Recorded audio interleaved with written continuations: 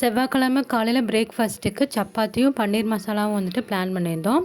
லஞ்சுக்கு வந்து பார்த்திங்கன்னா பச்சை பயிரும் ரசமும் வந்து வச்சாச்சு. அவரைக்காய் பொரியல் வந்து செய்யணும். சிஸ்டர் வந்து பன்னீர் கிரேவி நான் செய்கிறேன் அப்படின்னு சொல்லிட்டு செஞ்சுட்டு இருந்தாங்க. டைம் இல்லாதனால 2 பேரும் 2 அடுப்பில் வந்துட்டு ஒரே டைமில் வந்து செஞ்சுட்ருந்தோம். மோஸ்ட்லி 2 பேரும் அடுப்பில் சமைக்கிற மாதிரி இருக்காது. ஒன்று நான் காய் கழுவிட்டு வெட்டி தருவேன், அவங்க அடுப்பில் சமைப்பாங்க. அப்படி இல்லைன்னா அவங்க வெளியே இருப்பாங்க, நான் சமைப்பேன். இல்லைன்னா ஒருத்தவங்க சமைப்பாங்க, இன்னொருத்தவங்க நின்று பேசிகிட்டு இருக்கிற மாதிரி தான் இருக்கும்.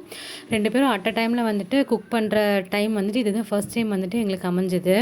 உங்களுக்கு இந்த மாதிரி ஏதாவது ஒரு எக்ஸ்பீரியன்ஸ் இருந்ததுன்னா ஒரு லைக் பட்டனை ப்ரெஸ் பண்ணிவிடுங்க.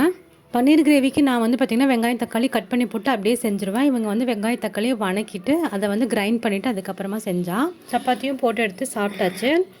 பிரேக்ஃபாஸ்ட் சாப்பிட்டதுக்கப்புறம் கொஞ்சம் ஃப்ரீ டைம் இருந்தது. ஸோ அந்த டைமில் வந்து நம்ம பெடிக்யூர் பண்ணலாம் அப்படின்னு சொல்லிட்டு கொஞ்சமாக சுடுதண்ணி காய வச்சு 2 பேருமே வந்து பெடிக்யூர் வந்து பண்ணோம். நாளைக்கு காலையில் வந்து சிஸ்டர் ஊருக்கு போயிடுவாங்க. ஸோ இன்றைக்கி இருக்கிற டைம் வந்துட்டு இப்படி ஜாலியாக வந்து ஸ்பெண்ட் பண்ணியாச்சு.